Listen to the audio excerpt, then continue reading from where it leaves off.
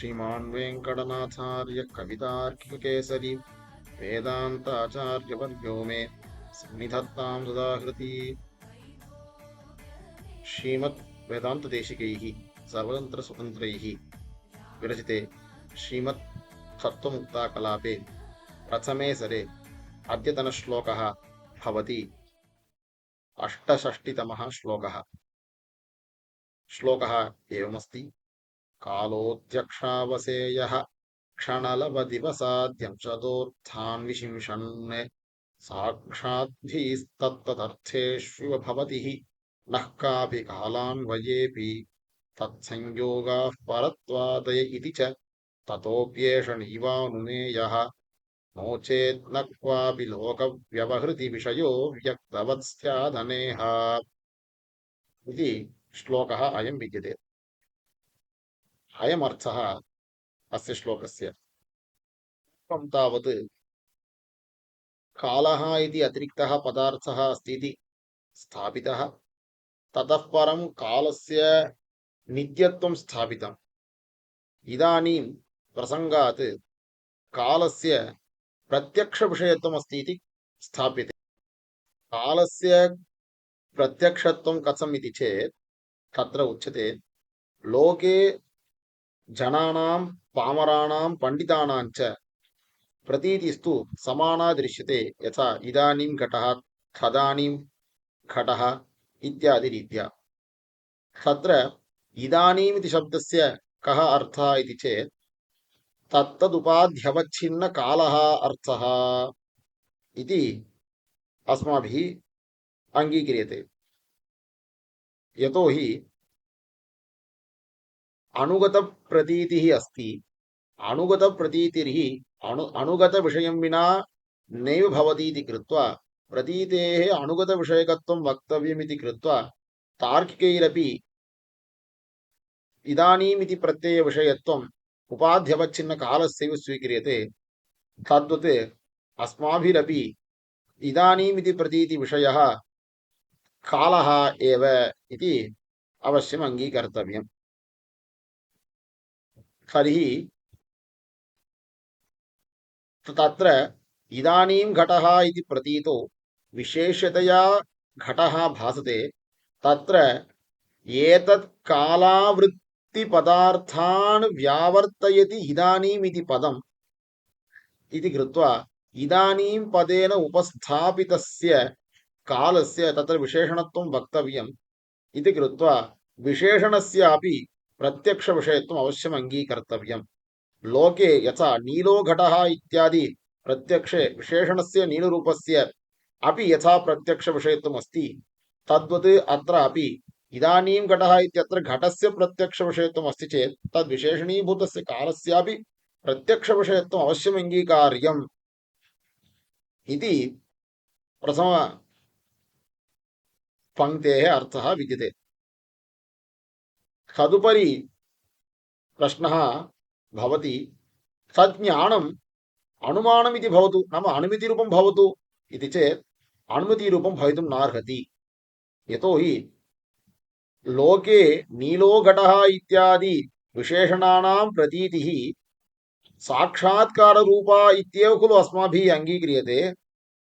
एवं घटमहं जानामि इत्यादि च ज्ञानविशेषणतया यत् भासते तदपि प्रत्यक्षमित्येव खलु अङ्गीक्रियते। अतः कालान्वयेऽपि नाम कालांशेऽपि या बुद्धिरस्ति सा साक्षात्काररूपा इत्येव अङ्गीकार्या लाघवात् इति अभिप्रायः विद्यते। इति एकप्रकारेण कालस्य प्रत्यक्षत्वं साधितम्। इदानीं द्वितीयप्रकारेणापि कालस्य प्रत्यक्षत्वं साध्यते। तत्र परत्वम् अस्ति।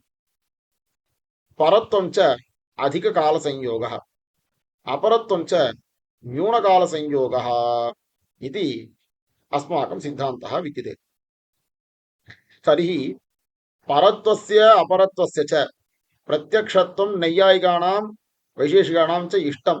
अत एव प्रत्यक्षेण सिद्धं परत्वं वा अपरत्वं वा पक्षीकृत्य नाम तादृशसंयोग परत्वापरत्व असमवायिकारणसंयोगाश्रयत्वेन कालसिद्ध्यति इति ते वदन्ति। अतः परत्वं प्रत्यक्षविषयम् इति तेषां सिद्धान्तः अस्ति। तर्हि परत्वम् अस्माकं मते संयोगरूपः एव, न तु अतिरिक्तः गुणः। तेषां पक्षे च अतिरिक्तः गुणः। तर्हि अस्माकं पक्षे परत्वं कालसंयोगरूपः अपरत्वमपि तादृशः इति कृत्वा तस्य च प्रत्यक्षविषयत्वात् कालस्यापि प्रत्यक्षत्वम् एष्टव्यं भवति।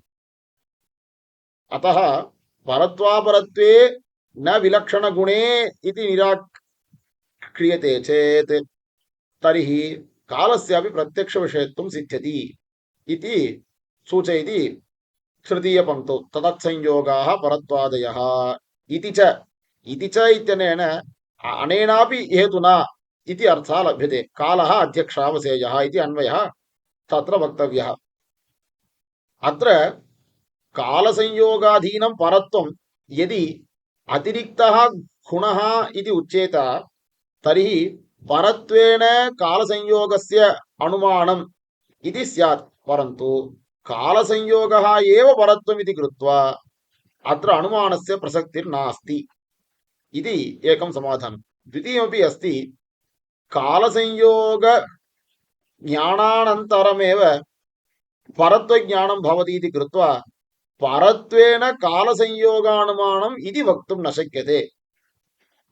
यदि ये बौद्धादयः कालमेव नाङ्गीकुर्वन्ति तेषां पक्षेपि परत्वं नाम किमिति चेत् बुद्धिविशेषसङ्घटित सूर्यावृत्युपाधिभिः एव वैशिष्ट्यम् इति सर्वात् सिद्धौ उक्तं। तदर्थस्तु अनेकसूर्यपरिस्पन्दवैशिष्ट्यं परत्वम्, अल्पसूर्यपरिस्पन्दवैशिष्ट्यमेव अपरत्वम् इति तेषां पक्षेपि परत्वम् ईदृशमेव वक्तव्यम्। ये च अभ्युपगच्छन्ति सिद्धान्तिनः तत्सदृशाश्च तेषां पक्षे तत्तदुपहितकालसंयोगः अर्थात् सूर्यपरिस्पन्दाद्युपहितकालसंयोगः एव परत्वं, न तु तदतिरिक्तम् इति कृत्वा तस्य च प्रत्यक्षत्वात् तद्विषयस्यापि प्रत्यक्ष तत्संयोगकारणीभूतस्यापि प्रत्यक्षत्वमेव वेष्टव्यम्। तेन परत्वेन हेतुना अनुमानं कर्तुं न शक्यते कालस्य इति अभिप्रायः अत्र द्योतितः। यदि कालस्य प्रत्यक्षविषयत्वं नाङ्गीक्रियते तर्हि को दोषः भवेत् इति चेत् तदन्तिमे उच्यते। नो चेत् न क्वापि लोकव्यवहृतिविषयः अव्यक्तवत् स्यादनेह। न व्यक्तम् अव्यक्तम् इति व्युत्पत्त्या अव्यक्तशब्दस्य लोके प्रकृतौ व्यवहारः अस्ति। नाम शास्त्रेषु प्रकृतिरेव अव्यक्तशब्देन उच्यते। तर्हि अर्थात् लौकिकपदव्यवहारविषयो न भवति इत्यर्थः। शास्त्रैकसमधिगम्यः इति अर्थः।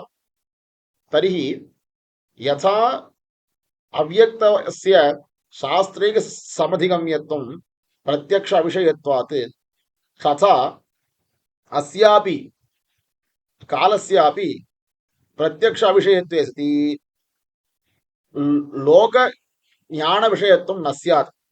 तर्हि लोकज्ञानविषयत्वं मास्तु इति उच्यते चेत् तर्हि कस्यापि प्रतीतिर्न स्यात् इदानीं घटः तदानीं घटः इत्यादिः इति कृत्वा अनेः कालः कुत्रचिदपि लोकव्यवहारविषयो न भवेत् यदि सः प्रत्यक्षो न स्यात्। अतः कालस्य प्रत्यक्षत्वम् अवश्यं वेष्टव्यम् इति अत्र तात्पर्यमुच्यते। अधिकः विषयः सर्वात् सिद्धावेव द्रष्टव्यः। ஸ்ரீமத்தத்துவம் முக்தாகலாபத்தில் 68வது ஸ்லோகம் ஷடத்ரவியசரத்தில். இதற்கு முன்னாடி காலம் என்ற ஒரு திரவியம் இருக்கிறது, அது அதிரிக்தம் என்று பௌத்தாதிகளை கண்டித்து அந்த காலத்திற்கு நித்தியத்துவம் சாதித்தார். இப்போது இந்த காலத்துக்கு பிரத்யக்ஷ விஷயத்துவமும் உண்டு என்று யுக்திகளால் ஆச்சாரியர் இங்கே சாதிக்கிறார். இந்த காலமானது அத்தியக்ஷாவசேய, அதாவது பிரத்யக்ஷத்திற்கு விஷயமாக ஆகும் என்று அர்த்தம். இந்திரியங்களினால் அறியப்படும் என்று தாத்பரியம் அதற்கு. எப்படி எப்படி என்றால், லோகத்தில் ஒரு விசிஷ்ட ஞானம், அதாவது ஒரு விசேஷணம் ஒரு இடத்தில் இருப்பது என்று வரக்கூடிய ஞானம். உதாரணத்திற்கு நீலோ கடகா, கருப்பு வர்ணத்தோடு கூடியது கடம் என்று சொல்லக்கூடிய இந்த புத்திக்கு விஷயமாக கருப்பு வர்ணம் ஆகிறது. அந்த கருப்பு வர்ணமும் பிரத்யக்ஷம் என்றுதானே கூறுகிறோம். அது அனுமிதிக்கு விஷயம் என்று கூறுவதில்லையே. அதே போல மற்ற வஸ்துக்களில் இருந்து கடத்தை வியாவர்த்தி பண்ணி காட்டக்கூடியதாக இருக்கக்கூடிய ஒரு விசேஷனம் இதானீம் என்ற பதத்தினால் அறியப்பட்ட காலம். ஆதலால் காலத்திற்கு கட விசேஷணத்துவம் அறியப்பட்டதினால் கடத்திற்கு பிரத்யக்ஷ விஷயத்துவம் இருக்குமே, ஆனால் அதற்கு விசேஷணமா இருக்கக்கூடிய காலத்துக்கும் பிரத்யக்ஷ விஷயத்துவம் ஒத்துக்கொண்டே ஆக வேண்டும் என்று முதல் வரிசையில் படிக்கப்பட்ட பங்கிக்கு அர்த்தம். அதற்கு மேல் ஒரு கேள்வி, ஏன் அனுமானம் வந்தால் என்ன தப்பு, அந்த ஞானமும் அனுமானம் தான் என்று சொன்னால் என்ன விரோதம் வரும் என்று கேட்டால் சொல்கிறார், லோகத்தில் சாதாரணமாக நாம் பார்த்தோமே ஆனால் நீலோகடகா முதலிய பிரதீதிகளில் விசேஷணங்களுக்கெல்லாம் பிரத்யக்ஷமாகிற புத்திகளில் விசேஷணங்களுக்கும் பிரத்யக்ஷத்துமே நம்ம ஒத்துக்கொண்டு வருகிறோம். ஆதலால் காலான்வயத்தில், அதாவது காலத்துக்கும் விசேஷணத்துவம் உண்டு என்ற பட்சத்தில் காலத்திற்கும் சாட்சாத்தீகி, அதாவது சாட்சாத்காரம் என்று சொல்லக்கூடிய பிரத்யக்ஷம் தான் ஒத்துக்கொள்ள வேண்டும் என்று சாதிக்கிறார் ஆச்சாரியர். இது ஒரு விதமாக காலத்துக்கு பிரத்யக்ஷத்தை சாதிக்கக்கூடிய யுக்தி. இன்னொரு யுக்தியும் உண்டு. நையாயிகர்கள் இந்த பரத்துவம் அபரத்துவம் என்று இரு குணங்கள் உள்ளன. இந்த இரு குணங்களுக்கும் அசமவாயு காரணமாக ஒரு சஞ்சோகம் இருக்கிறது. அந்த சஞ்சோகம் என்னவென்றால் காலத்திற்கும் அந்த வஸ்துவிற்கும் உள்ள சஞ்சோகம். ஜேஷ்டன் அண்ணன் இருக்கிறார். இந்த ஜேஷ்டன் என்ற பிரயோகம் பரத்துவம் இருப்பதனால் ஏற்பட்டது என்று சொல்கிறார்கள். அப்போ அந்த ஜேஷ்டன் என்ற புருஷனுக்கும் காலத்திற்கும் உள்ள சஞ்சோகம் இருக்கிறதே, அந்த சஞ்சோகத்தினால்தான் அந்த ஜேஷ்டனிடத்தில் பரத்துவம் என்கிற குணம் ஏற்படுகிறது என்று சொல்கிறார்கள். ஆதலால் காலம் என்கிற ஒரு பதார்த்தம் இந்த பரத்துவ அபரத்துவ அசமவாயு காரண சஞ்சோகத்திற்கு ஆசிரியமாக இருப்பதனால் அனுமானத்தினால் கிடைக்கிறது என்று நையாயிகர்கள் கூறுவார்கள். அப்படி கூறும் நையாயிகர்கள் கூட பரத்துவத்தின் அதிரிக்த குணம் என்று ஒத்துக்கொண்டு அதற்கு பிரத்யக்ஷ விஷயத்தும் ஒத்துக்கொள்கிறார்கள். இப்போது நாம் பார்த்தோமே ஆனால் நமது சித்தாந்தத்தில் பரத்துவம் ஒரு அதிரிக்த குணம் என்று கிடையாது.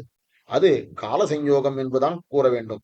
சஞ்சோகத்தையே பரத்துவம் என்று நாம் வைத்துக் கொள்கிறோம். ஆதலால் பரத்துவத்திலிருந்து கால சஞ்சோகம் என்று ஒண்ணு கிடையாது. பரத்துவமே கால சஞ்சோகம். ஆதலால் கால சஞ்சோகத்துக்கு பிரத்யக்ஷத்தான் ஏற்படுகிறது தவிர்த்து அனுமானம் கிடையாது. ஆதலால் கால சஞ்சோகத்திற்கு ஆசிரியமா இருக்கக்கூடிய காலத்துக்கும் பிரத்யக்ஷத்துவம் தான் என்று ஒத்துக்கொள்ள வேண்டும். இது ஒரு யுக்தி. இன்னொரு யுக்தியும் உள்ளது. என்னவென்றால், கால சஞ்சோகத்தினுடைய ஞானத்திற்கு பிற்பாடுதான் பரத்துவ ஞானம். அதற்கப்புறம்தான் பரத்துவத்தினால் கால சஞ்சோக அனுமானம் அப்படின்னு சொல்லணும். ஆனா அப்படி சொல்ல முடியாது. ஏனென்றால் கால சஞ்சோகத்தின் ஞானத்துக்கு அப்புறம் தானே பரத்துவ ஞானமே ஏற்படுகிறது. அப்படி இருக்கும்போது பரத்துவ ஞானத்திலிருந்து எப்படி கால சஞ்சோகத்தை அனுமானம் பண்ண முடியும்?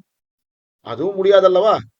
ஆதலால் அனுமானத்தினால் காலத்தை சாதிக்க முடியாது. அதாவது அனுமித்திக்கு விஷயமாக காலம் ஆகுவதில்லை என்று சாதிக்கிறார். இந்த பங்கிக்கு இரண்டு விஷயங்கள் அர்த்தம். கால சஞ்சோகம் என்பதுதான் பரத்துவம் என்று ஒரு விஷயம்.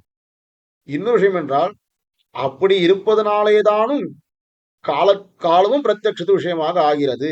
அதாவது பரத்துவம் அதிரிக்த குணம் என்று இல்லாதபடியினால்தான் என்கிற காரணத்தினால்தான் காலம் அதிரிக்த விஷயம் என்று சொல்கிறோம் என்று காலத்திற்கு பிரத்யட்சம் சாதித்தார். இதற்கு மேல் ஒரு கேள்வி எழலாம். ஏன் அனுமதி விஷயமாக ஆகக்கூடாது? அனைத்தும் இருக்கட்டும், அனுமதிக்கு விஷயமான என்ன தப்பு? பிரத்யட்ச விஷயமாக இல்லாமல் போகட்டுமே என்று கேட்டால் சொல்கிறார், காலம் பிரத்யட்சத்திற்கு விஷயமாக ஆக முடியாவிட்டால் லோகத்தில் பாமரர்களுக்கும் இப்பொழுது கடம் அப்பொழுது கடம் என்று புத்தி வருகிறது. கடத்தை பார்க்கும்போது வருகிறது. சாஸ்திர ஞானம் இல்லாத போதும் வருகிறது. அப்படி வரக்கூடிய புத்தி வர முடியாமல் போய்விடும். ஏனென்றால் நீங்கள் சொல்லும் காலம் பிரத்யக்ஷன அறியப்படாது. அப்போது அது அவ்யக்தம் என்று சொல்லக்கூடிய பிரகிருதியை போலே சாஸ்திரத்தினாலோ வேறு விதமாகவோ அறியப்பட வேண்டியதாக இருக்குமே தவிர்த்து லோகத்தினாளரால் அறியப்பட முடியாமல் போய்விடும். எப்படியானால் லோகத்தில் சொல்லப்படுகிற சப்தங்களினால் அறியப்படாமல் இருப்பதனால்தான் பிரகிருதியை அவ்யக்தம் என்று சொல்கிறோம். அதே போலவேதான் இதுவும் ஆகிவிடும். ஆதலால் காலத்திற்கு பிரத்யக்ஷத்துவம் ஒத்துக்கொள்ள வேண்டும். இல்லை என்றால் பாமர ஜனங்களால் இந்த மாதிரி விவகரிக்க முடியாமல் போய்விடுமே என்று ஆச்சாரியர் இந்த ஸ்லோகத்தில் காலத்திற்கு பிரத்யக்ஷத்துவத்தை ஸ்தாபித்தார். கவிதார்க்கிக சிம்ஹாய் கல்யாண குணசாலினே ஸ்ரீமதே வெங்கடேசாய வேதாந்த குரவே நமஹ.